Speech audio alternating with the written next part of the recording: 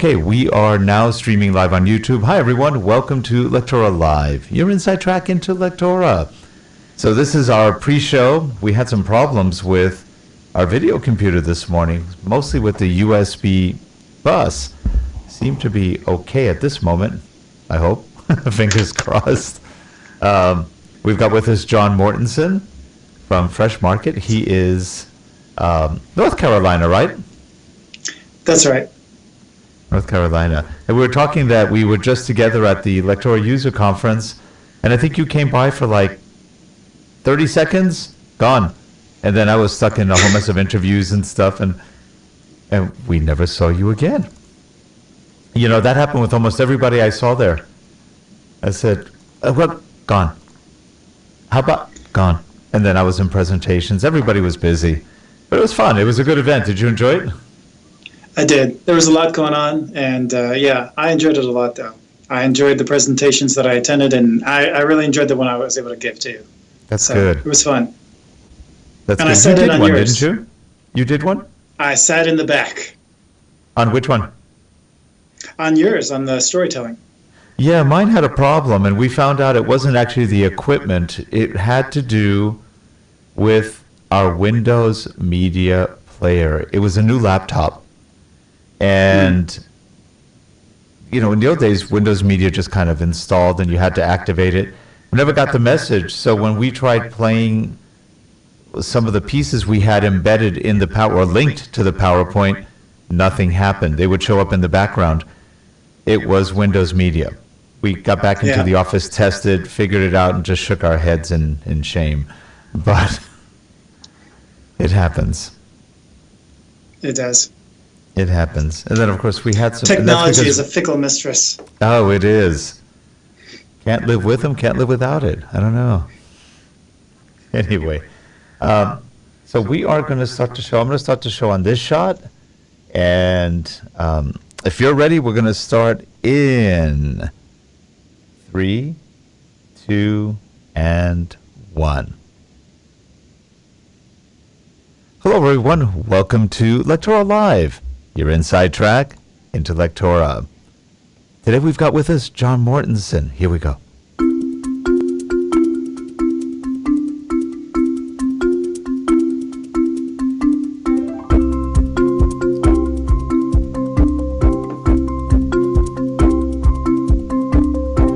The editor itself is in the cloud, I think. Whether it's complete, whether it's not complete, you know, title area in Lectora as you... So everything animates in the way it should.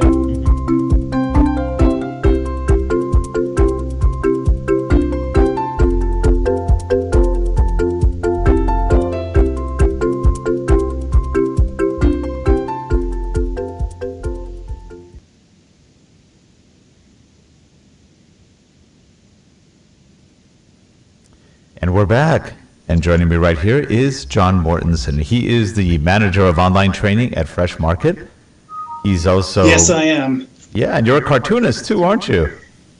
I am a cartoonist. I've been a cartoonist for quite a while. Yeah, John and I talked about a series of topics to talk about on this show, which I thought were very apropos to e-learning development and the stuff we do with Lectora and whatever other tools we use. And you started saying everything you learned about e-learning, you learned through cartooning. Yeah, it's kind of a play on the, I think it was in the 1990s, they had these posters like, everything I need to know about life I learned in kindergarten. Yep. And I thought, well, everything I need to know about e-learning I learned as a cartoonist, or at least many of the things. But yeah, well, let me start by telling you a little bit about when I was a cartoonist, or when I did it more professionally.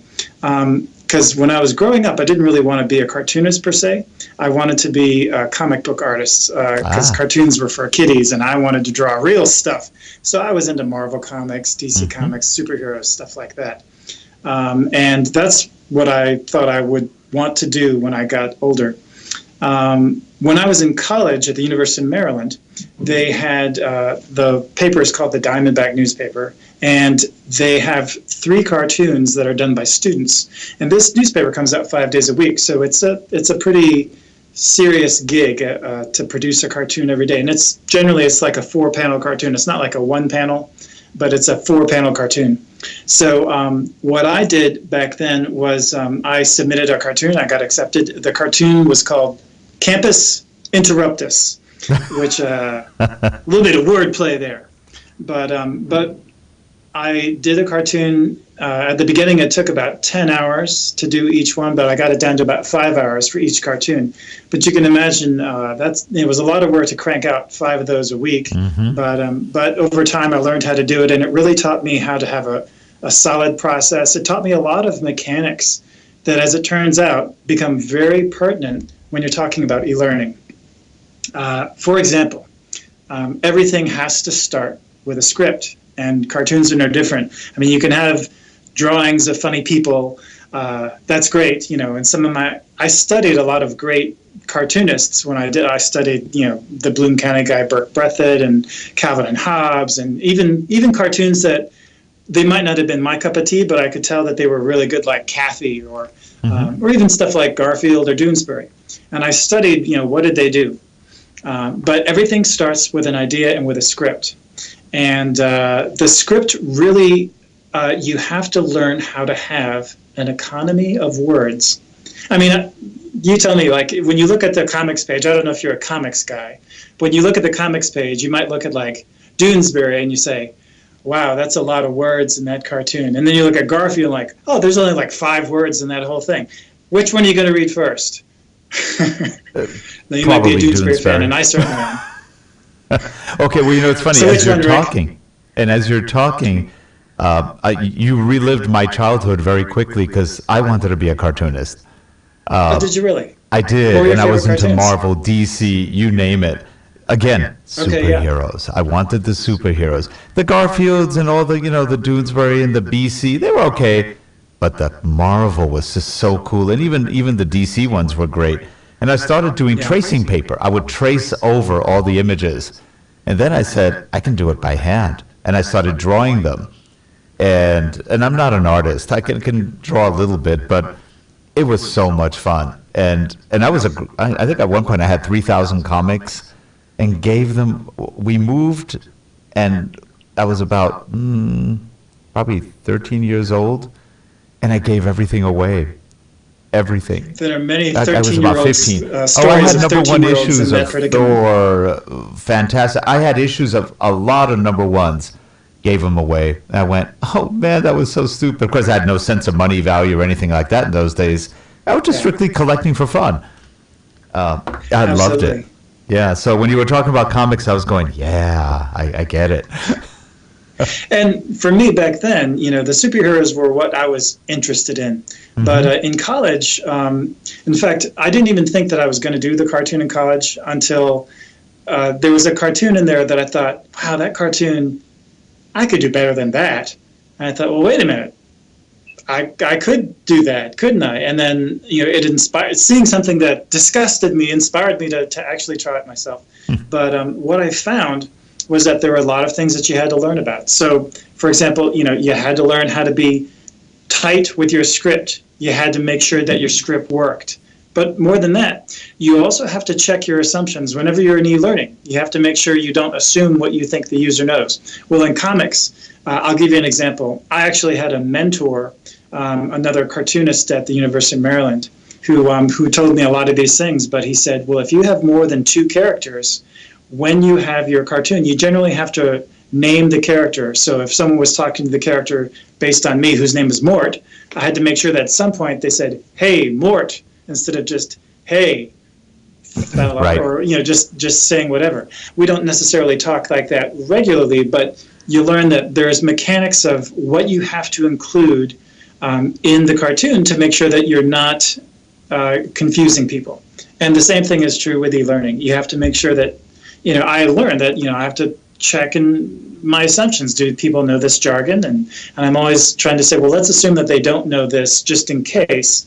But that was another thing that it taught me, was how to be tight with the script, and even just the simple dynamics of if you are too wordy, you do not have room for your drawings. Mm-hmm. And the drawings have to come second. The words come first. In fact, when you lay out a 4-panel cartoon strip, you kind of have to do all the dialogue in its place before you do a single, even a thumbnail. Well, not entirely true. You do thumbnails before that, but you figure out how much dialogue you have first. And the more dialogue you have, the less room you have for art. Mm-hmm. So you learn about that balance between, well, how much am I saying, literally saying, and how much can I show? How much can I use visually? How much of the story can I advance? So if one of my characters is on the side of a lake fishing, I don't have to waste a lot of words by saying, hey, Jeff, I'm here fishing with my fishing pole. And yet sometimes I find that there's a temptation to want to do that when we're in e-learning, where we're like, now you're on this, we over-describe things where, well, can we use visually? Can we communicate things visually instead of simply relying upon words to say everything? Show them, don't tell them. Yep, that's true. So that was one of the lessons that I learned from cartooning, and there's a bunch of others. I mean, it's also about the physical composition and storyboarding. In fact, one consideration you have to have when you're a cartoonist, when you're having people have a conversation back and forth, one guy, whoever speaks first, has to be on the left side of the panel, because you don't want the word balloons crisscrossing each other backwards and forwards. So the guy that speaks first, has to be here, and the guy that speaks second has to be here. And sometimes in the panel too, they change order, so then you have to do a reverse shot. So you actually begin to have to think almost like a cinematographer in terms of staging and who speaks first. And then you're like, well, I don't want to have to change the order. Maybe I can change what they say. There's a lot more logistics than you might realize that goes on to making a cartoon, which I found out the hard way by doing it wrong and it being not good. But the cartoon I did, by the way, I have it right here, so I might as well show you. Campus Interruptus.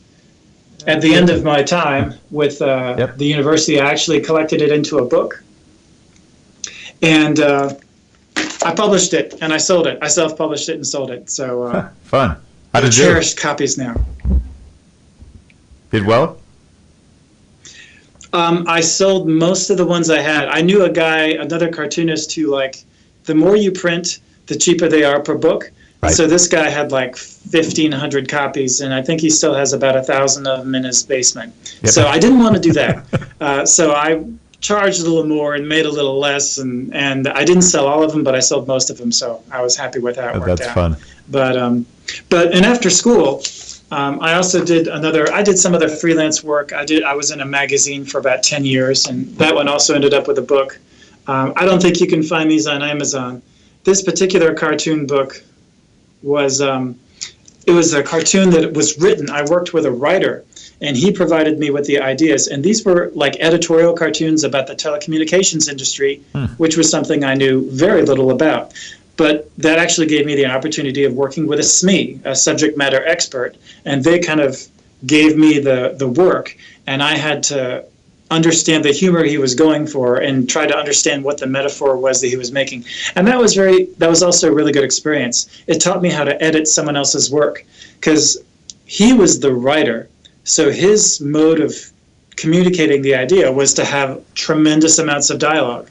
As the artist, I would take liberties and just trim the dialogue a bit and then do a lot more showing. And then I wouldn't really say, like, was that okay? But then I would have him proof it before the cartoon ran, and 9 times out of 10, he didn't have any changes. He's like, yeah, that works. But I thought it was just interesting. A writer thinks in terms of words, and that's how they communicate. The artist thinks in terms of visuals, and the cartoonist has to think in terms of kind of a mixture of the two, visuals and words, and how can we avoid overlapping them? Now, One what of do you the find? principles I try to teach when I'm working with people on visual communication is, if you have a picture or if you have a pen on the screen, you can have a pen, and then you can say the word pen, and then you can have the pen flash on screen. Well, how many of these times do you need to say pen? You just need to, you can show a pen, you can say pen, you can have the word pen, but you don't need all 3, and maybe not even 2. So the cartoonist was a good training ground for thinking, how can I maximize my space that I have, the real estate on screen, without overwhelming someone and without making things too tiny and too small in order to communicate the idea. So cartooning, if you want to be a great e-learning person, do some cartoons. It won't hurt. Now, what do you find in your experience with storyboards and or scripts. And I'll just briefly tell you that with a lot of clients, what we find is that they can't visualize. So if you give them a visual, then they think that's the final. No, that's a visual, just giving an idea. So the storyboard idea is a great one, but it's kind of a double-edged sword sometimes. And giving them words only, the imagination's not there. How do you present to your community of users when you're trying to do e-learning? You need script approvals. Do you combine the two? Do you use PowerPoint? Do you use Word? What's your favorite tool for that? Generally, I don't. I'm just trying to think back. I did this a lot more at my time when I was before my present role when I worked for the University of North Carolina at Greensboro. There was a lot more storyboarding that we did in terms of rough layouts. Mm-hmm. And a lot of times I was doing them, and I was doing them as hand-drawn sketches. And I found that you definitely do have to prepare. You have to know your audience as far as how much imagination they can bring to the table, and understand that, well, this will be fancier than what you're seeing, but this is generally the idea.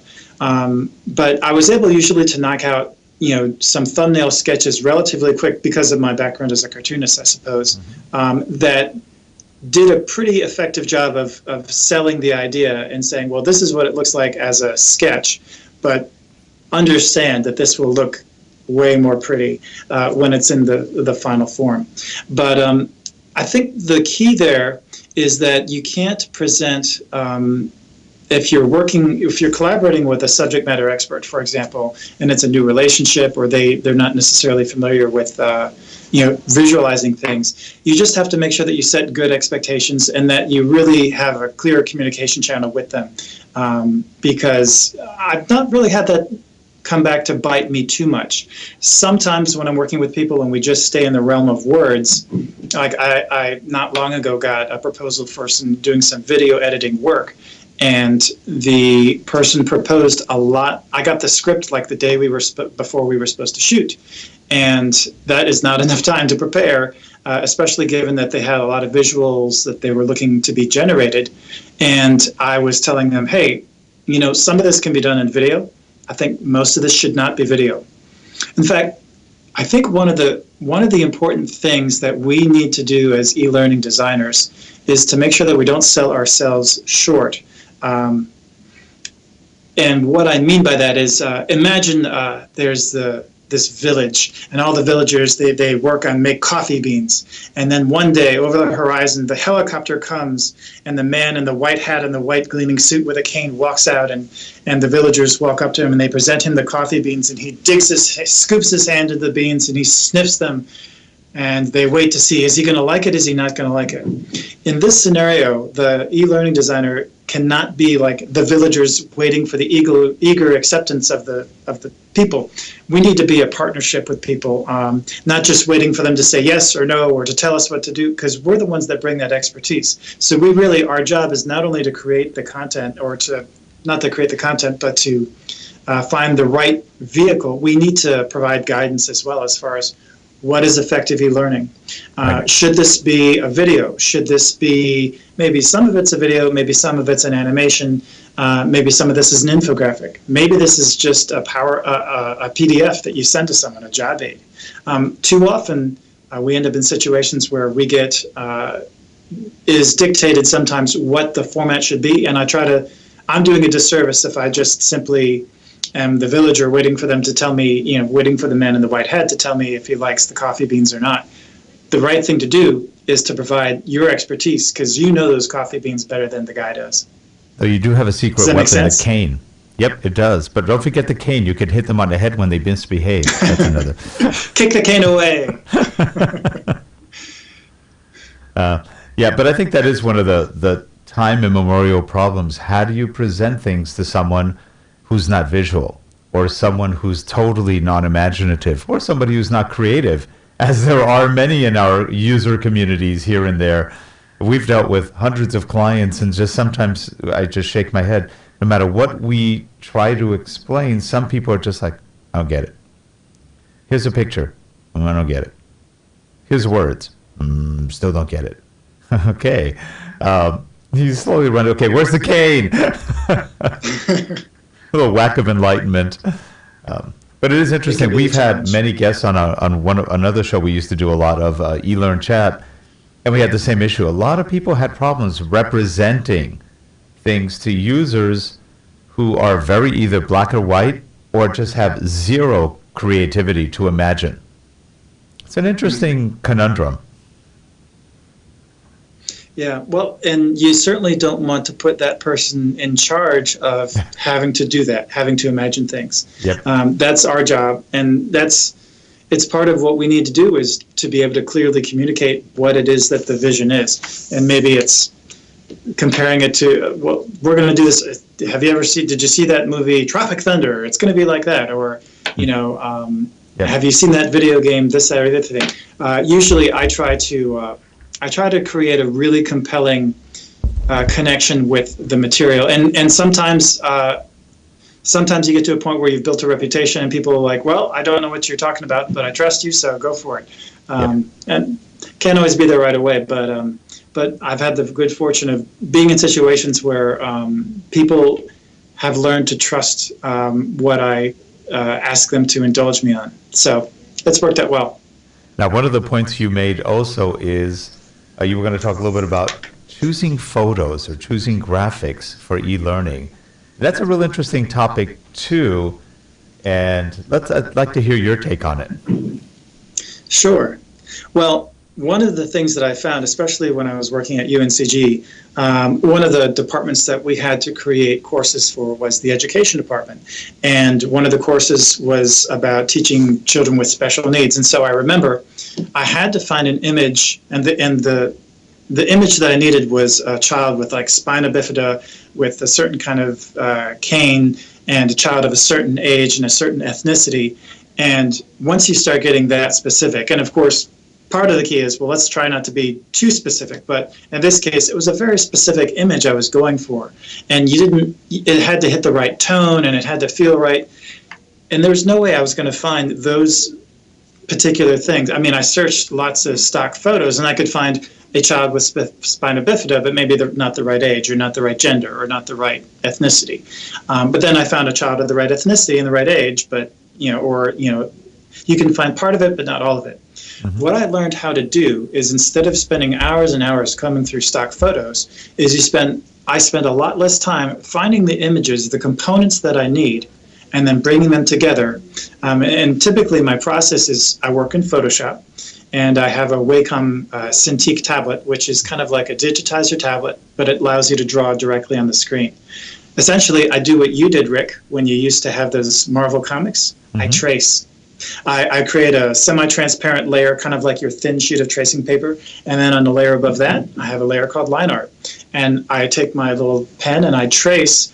So in Photoshop, I've kind of composited on top, one thing on top of another, until I've got the right child's face on the other child's body. Mm-hmm. And it doesn't have to look perfect and seamless in the photographic stage, but then when you illustrate it all together, and then you give it one seamless kind of color treatment, and you put it all together, wow, you get the image, the exact image you need, without having to search forever, without having to stage it or shoot it yourself, with a lot less time. And it just allows you to create the reality that you need for your e-learning course. Mm-hmm. In fact, the other thing that I think is really, aside from the ability to custom create whatever reality you need, and I'm really good in Photoshop. I can do a lot, but I can't do that in Photoshop with photos. But I can do that with photos and then trace the photos and then make it one continuous image. Do you follow what I'm saying? Mm-hmm. So the idea is, not only can you create the reality you need, but you can also eliminate things that distract. Another example of that is whenever, right now at the Fresh Market, sometimes we'll want to show what it looks like when you're resetting the berry table. This is a table that has strawberries and blueberries and this and that and the other thing. And if I take a photograph of that table, well, the sign that they used that day might be different, or there's some small thing, or there's something in the background which is not exactly what they wanted to show, or it's a distraction. What an illustration allows you to do is it allows you to isolate it from everything else, and you can remove all the details that don't matter. Maybe it's a perfectly set table, but there's like a dent in the side of the table. Well, you could probably fix it in Photoshop. You can definitely fix it in a drawing. It allows you to remove the distracting elements that are not really part of the story. It allows you to focus on the real story you want to tell. I realize that some people who might listen to this might think, well, I am not an artist. I'm not sure that I could do exactly what you're talking about. But I don't actually think it requires huge art skills. If you are a tracer, if you can trace, you can probably get pretty far with what I'm talking about. If you can composite photos together in Photoshop, add a layer, add a new layer, trace it, add some color, you can achieve quite a lot. And I find that it's a huge time savings over the traditional route of trying to find stock photos. And maybe the sneakiest part is, well, you can just create the reality you need. That's the best part. Sure. You know, the other thing about stock photos, when people are using them, they do it out of context. So they put pictures that have nothing to do with what we're talking about. And that's what I see. That's probably one of the biggest banes of e-learning. People look at it and go, I don't get the imagery. And that's because people are just throwing, oh, I need a picture. That looks good, throw it on. But it's out of context. And well, you probably are facing at some point you're like, how many hours am I going to spend trying to find the perfect image? Or I'm close, this is close enough. It's not perfect, but it's close enough. Yep. So absolutely. I hear you. The other thing I think is funny about stock photos is if you've ever been a designer and you've seen a lot of stock photos, you start to recognize the people. Yeah. Like I'll see a billboard like, I know that guy. He was in my course. Yeah. That's, there's Bernie one thing. Flaherty from the econ course that we designed at UNCG, or whatever name we gave the character. But it's funny. I've actually I can recognize certain people, stock photo people, instantly.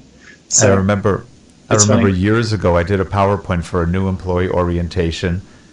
And in those days, this is about 16, 17 years ago, the stock photos, everybody was like this.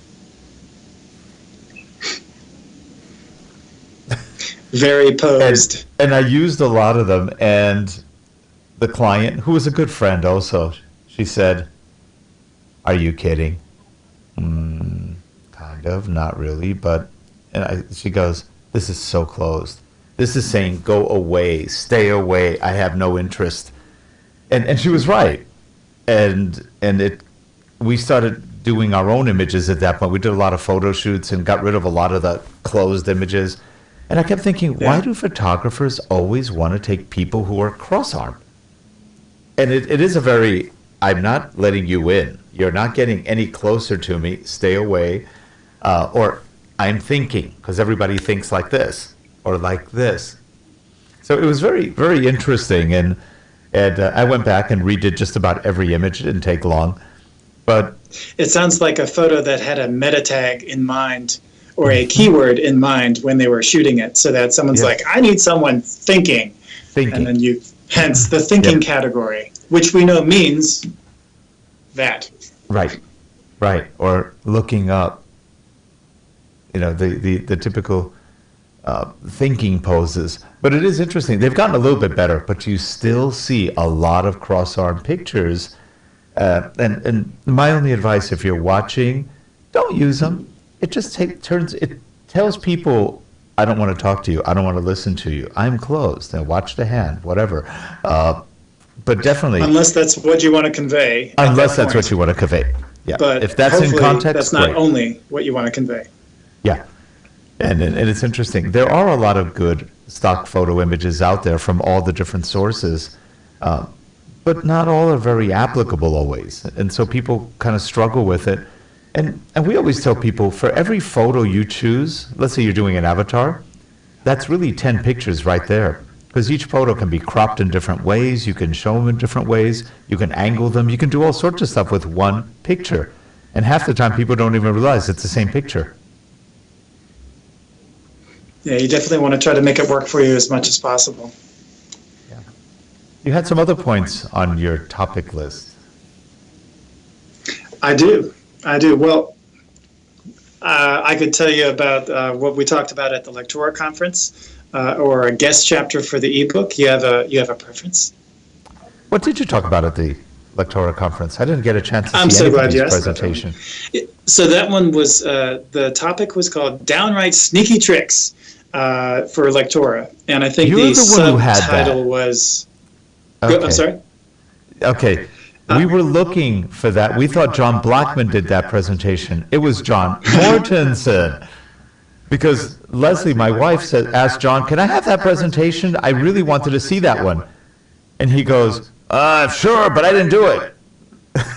And we go, "What did you do?" He did the advanced scripting, which he was in that class, but she wanted the sneaky tricks one because one of the other guys came out and said, "Hey, I just went to the sneaky tricks. It was great. John did a great job." John Mortenson. Different John. Yeah, I almost went to the scripting class too. I was really tempted by that. The fact that I had my own lab to teach, I realized the day before I teach something like that, I'm going to be nervous and getting ready and prepping and stuff like that. So I realized I am not going to be in the right mental space in order to take what promised to be a very awesome but certainly intense class on scripting and stuff that I have some familiarity with, but I'm a cartoonist first, not a coder. So interesting. But those are things I like to know about. But if you So have a the chance, idea- if you go can ahead. share the PowerPoint with us or whatever you use for the presentation, we'd love to see it. I will absolutely share it with you. But the essential idea, it came to me, or the way that I think of using variables in Lectora is often to do sneaky tricks. In fact, this was based on a series of posts I put on the Lectora community a little while back. And the metaphor I used was Scooby-Doo. In fact, the course itself that we did, the demo, the files were based on a Scooby-Doo quiz. But as a child, I watched a lot of Scooby-Doo. And the classic Scooby-Doo, they didn't involve actual supernatural monsters and demons. They were just people pretending to be that. Although the newer ones, I think, actually have supernatural stuff. But anyway, I digress. So, there'd be some creepy old house, and there'd be like the electric werewolf is haunting the house, and actually it's just Mr. Smithers, the groundskeeper, or something like that with a mask. But invariably in these cartoons, in the Scooby-Doo cartoons, there was some villain who appeared to have supernatural powers, and the way that they appeared to have these powers is because they actually had a lot of back doors and trap doors and hidden passageways, so they could appear to move from one side of the house to the other, whereas the Scooby-Doo gang had to walk through creepy rooms. They could just kind of sneak around, and they had levers and stuff they could pull, or they could pull the eye holes out of the portrait and then spy on people. Well, that's kind of the metaphor I use for my Downright Sneaky Tricks class. We build our own secret passageways and other hidden tricks into our courses. We bake it in, and that enables you to haunt your own courses like a creepy villain. And the way that we do it is by using variables. And the main variable we use is one called dev mode. So we create a variable called dev mode, which is short for developer mode. It's kind of like if you've ever played video games, and I know back before I had children, I used to play video games all the time, and there would be cheat codes. A cheat code would allow you to access kind of like this invulnerable mode where like a game developer would create this ability to give yourself all the weapons and give yourself all the powers and be invulnerable to your enemies so that you could actually go to corners and test things out without worrying about actually having to play the game and being killed by the monsters that you populated in the game. So this God mode or cheat codes were things that were designed for video game developers, but I thought, why not put that in your Lectora course? We have a dev mode. So one of the things I put into dev mode is whenever I have a quiz, I have little arrows pop and show you the right answer. Those right answers only show up when you're in dev mode. So another thing that I have done, in fact, I just did this on a course recently. I am not a fan, especially in a large course, of having page numbers show up in every page. Like, you're on page 103. You're like, oh, that's so depressing. You know, like, I wouldn't put that. That's not content for the user to know about. However, during development, yes, I would like to know what page number I'm on more easily. So I set it up so that when you go into dev mode, you see the page numbers. You also might unlock the ability to transport yourself anywhere in the course by having a course level table of contents. Again, when the student goes through your course, you want them probably to proceed relatively in a certain order. Maybe they have to listen to all the audio before the next button appears, or maybe you don't want them just jumping to the end of the course or skipping over important bits. You might build in obstacles, let's say, or at least things that they need to do along the way to get from here to there. But when you're testing the course, you need to be able to get around like a sneaky werewolf. And so that's what we do in dev mode. We build a backdoor. We add special features to show up, like a menu to jump around, answer key. I even have one course, which is for meat cutters, where you have to enter like 25 different, you have to enter the weight of the meat before you cut it, then the weight of how many steaks you got in weight and how much ground beef you got, in order to determine whether you cut it properly. Well, I didn't want to have to, when I was testing that course, I didn't even want to have a cheat code to tell me what to type in. I just wanted the answers to be there. You could even program an action just to fill in all the answers so that you can test out what it looks like when you pass. Or what if I got 2 questions wrong? You just fill in all the answers correctly and then change a couple of them to get them wrong. There's a lot of ways, as I've gone on, I figured out a lot more ways to make dev mode better and better. And also to make sure that I hide it. A secret passageway isn't very secret if meddling kids find it. Then it's just a passageway. So what we did in the Lectora lab was first we create the dev mode variable, which is basically it's either on or it's off. Then we created a button to turn it on and off. And we also created like what amounts to a light bulb so that you can tell when the dev mode's on and when the dev mode's off. Otherwise, you kind of like, I don't know if it's on. I can't tell. We haven't done anything with it yet. Then we went and we added an answer key and we added a table of contents to allow us to jump anywhere we wanted to. And then as a final step, in order to make sure that people don't, meddling students don't find our dev mode and suddenly do amazingly well on all their quizzes, we added a password field. Again, it's just adding a form field, adding a submit button, thinking through what should happen if they get the right password, what should happen if they get the wrong password, how do you keep track of it, how do you make sure that once you turn it on, it stays on as you go from page to page, etc. I think I kind of came up with the idea of how this process works over time, and I had so many variations on it. It was constantly evolving. And even at the Lectora user conference, some of the students in my session suggested, hey, when I enter the password, why don't I just make it so that I can hit the enter button and then it'll check the password? And I was like, oh yeah, that's a great idea. We should do that. And we totally did that. And now I do that now. I'm retrofitting my old courses just to make sure that they have that feature. That's what's great about the user conference is, I was teaching, and students certainly got a lot out of the course, but I also got a lot out of it. Even just preparing for the course, it made me really sit down, think through, and formalize some of the naming conventions I use, some of the processes I use, which is important because now that I have a second person on my team, it can't all just exist in this pretty little head. It has to be something that, there has to be a logic at play that other people can understand later on. Yep, makes sense. Makes sense. Sneaky. Dev mode is fun. It is fun. It's Yeah, those things sneaky. are fun. We were talking about, God mode. I remember when I played Doom, which I didn't play that much. I got killed too often usually, so I discovered God mode. I went, hey, I made it all the way up to the end. It wasn't that exciting, but anyway. Yes, and I would never have seen the ends of many of those games, of those first-person shooters, had it not been for cheat codes. Yep, cheat codes I were think good. I still remember cheat codes for some of my earlier games. I I'll forget remember my children's names when I'm 97. I'll remember the cheat codes probably till I die. But what are you going to do? That's funny. So I'll tell you one other thing that so that was the main gist of what and what I just talked you through still exists as tutorials on the community board website for Lectora. We did a couple other things as well. One of them was there was a challenge that I had to figure out the solution to, and it was basically, if a person fails a test, I want them to have to wait 1 day before retaking the test. And so, on its face, that doesn't seem like that hard. Like, if you know that you have variables, you know that you can, and there's already a variable, Lectora knows how to keep track of what today is. But the question is, well, then how do you set up a variable so that if you're on the fail page, you can lock it down so that there's no way to get off the fail page, but unless you have waited a day for the button to appear. But how does it know when a day has gone by? So I was thinking, well, then maybe you add 1 to the day, but then that requires a lot of fancy coding. Are you still with me? Okay. Yes. Mm-hmm. That requires a lot of fancy coding that I didn't know how to do. Now, someone like Sergey Snergev or Peter Sorensen, those guys know how to do that stuff. I'm a cartoonist, but I'm a downright sneaky cartoonist. And so what I realized is instead of trying to figure out how to add 1 to the date, because remember, months are cyclical, so maybe the 31st, the next day is the 1st.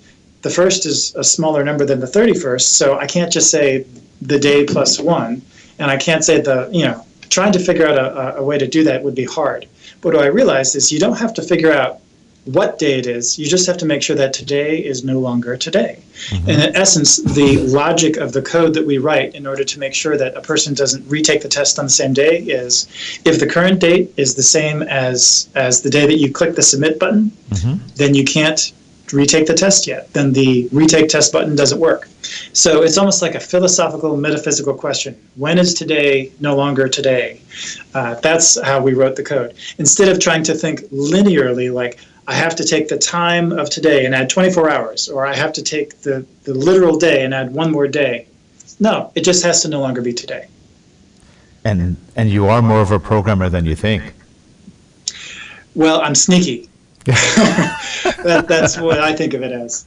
I spent back 20 in the plus day years. when I was an applications trainer, I did have to do some HTML coding, some CSS, and the hardest thing ever was action scripting with Flash, and especially once they changed from ActionScript 2 to 3. Yeah. I mean, there's so much coding and so much that you have to know. It's really a world that you have to inhabit fully to work in it well. But I was exposed to ideas, and what I realized is that, if you can think it logically, Lectora gives you a lot of tools that you can choose from without having to do a lot of like JavaScripting or stuff like that. Yeah, and if you're not afraid of doing JavaScripting, you can do even more. And a lot of people think Lectora is difficult. Not really. When you look at what you can do in Actions without being a programmer, it's rather amazing. Absolutely. I feel so liberated by Lectora. Before I worked with Lectora, when I was at the university, I worked with coders, and coders would tell me no. They would say, or they would say, that would take too long to program. And sometimes they were right. Like, I remember I made a design that had rounded edges on something, and they were like, that's going to be like 20 hours to code that.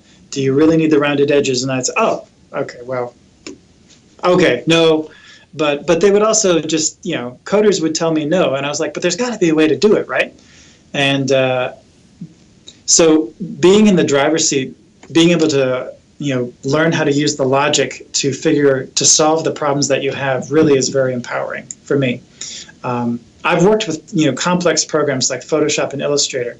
And those programs are not casual. They're involved, and I used to teach them, and I get that. And I remember being at that place where I knew this program did a lot of stuff, and it did stuff I wanted to do, but I didn't know how to do it. And it takes time to get from A to B, but it's so worth it. It's so worth knowing how to use it, because the complex program. Well, and I don't think Lectora is that complex.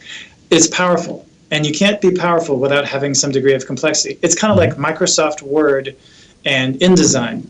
Yeah, you can lay out documents with Word, and you can lay them out with InDesign. And Word's a great workhorse. I use Word all the time, but it doesn't do a very good job with images. It reduces the resolution of images, and it doesn't let you put things always where you want it to go. And when the text reflows and images are mixed in with text, things can get a little kerwonky, and that's not user error. That's just how Word is. InDesign allows you to lock it down, but you have to know a little bit more to be able to use it. But it's worth it. Good points. Well, John, we are at the end of our time, and we need to have you back on again. You've always got fun stuff to share and good tips, tricks, and now that we know you're sneaky, it's even more fun. You too can be sneaky. We can all be downright sneaky together. Well, one thing we like to sneak in there, and we don't always tell the end user, though sometimes we do, is just a simple navigation trick. and that's to enable your left and right arrows so they can go forward and backward if, rather than have to constantly click with their mouse, they can just hit the arrow real quickly and go through. And that's a real simple thing you code in the title area, and life is good. Very simple. And make sure that you navigation. let the user know that they can take advantage of that on your instructions page. Right, and Yeah. we do, or we don't, depending on who the user is. So sometimes they say, no, they got to click. All right, well, some users have really strange requirements. So, all right, you have to click, Interesting. but we don't want to click. We're testing, so we're just going quickly through the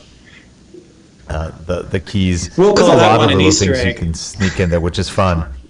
You know what's really fun is doing the unexpected, where if they click on something they never expected anything to happen on, something happens. And it could be something totally superfluous to the course, but it gets their attention. It may not even be in context, it doesn't matter. It just kind of wakes them up a little bit. What was that? Because some training, no matter what you try to do, is sort of boring.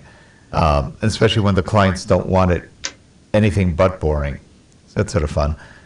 There was a bank, a German bank, it was a Deutsche Bank, years ago, I think it was like 17, 18 years ago, you would go through their banking menu. One of the guys came in one time and said, you got to listen to this. And it started out, for loans, press 1. For safety boxes or deposit boxes, press 2. For this, press that. And at the end it says, to hear a duck call, press 9. So of course I press 9. And then you go back to the menu. But there was one, to hear this is a German bank. I go, you've got to be kidding. An international bank. To hear a duck call, press 9. And I think a tell bit you, of you'll never fluency is forget good that for a bank after course. that. Absolutely. Interesting. Whoever came up with that was brilliant. Probably got fired, but it was brilliant. Well, you wonder if he was counting on people never waiting till they got to 9, or Probably. because I would assume I wouldn't wait till 9. That would be I my normally reward wouldn't, but for- I knew for that was waiting. there, so I wanted to hear it, see what was happening. But I thought that was cute. That's like a hidden track on a Beatles album. Like Yeah. you just left it playing. Yeah, that's funny. I do think Easter eggs are fun to put in courses, and I've put a couple Easter eggs in my courses. It's Just fun. mostly for myself and for my Yeah. dear friends. Yep. And I guess you could consider dev mode in a sense as one giant delicious Easter egg. That's true. That is true. Well, anyway, John, as always, it's been a pleasure having you on. Are you going to be talking or doing anything in the near future that people should know about?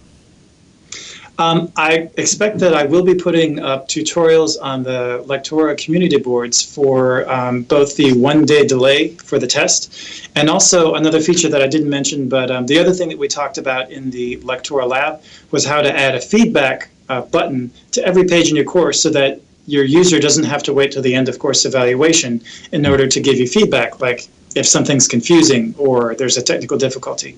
I have a job aid that I've written out for those, and I expect that I'll probably put those online on the community board site.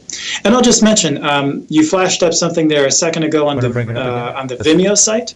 That Vimeo site has some examples of some tutorials I did. Those are like little podcasts and things. And in fact, a good example of the illustration work that I was mentioning before is in that video right under where it says recently uploaded.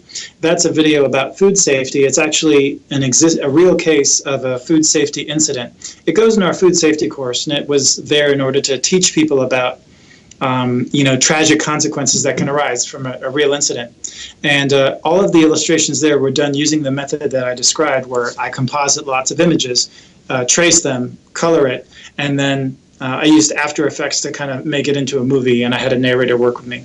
But that's a good example of a technique that we talked about here. Sounds like you have just way too much fun at work. I don't know about you. I'm starting to worry. Sometimes people stand over my shoulder and they say, "How can I do what you do?" Yeah, And I say, "I'm not going to tell you." I'm not going to tell you. No, actually, I enjoy sharing it with people. I'd love to share. That sounds great. Well, John, a pleasure again seeing you. I wish we had more time at the Lectora Use. By the way, a lot of people I wanted to meet, I saw people briefly, and that was it.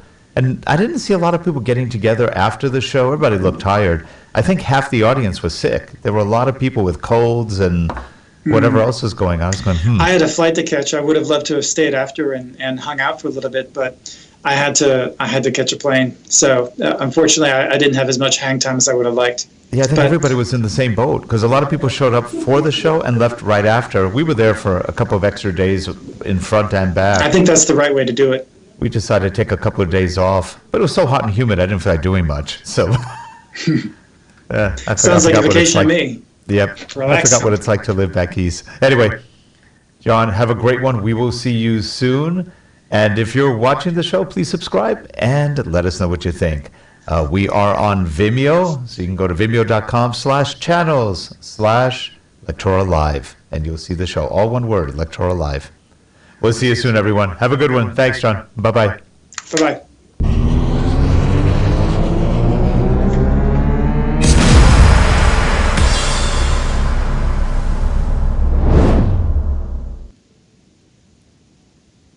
Everything off? Okay. So we are going to cut the stream now.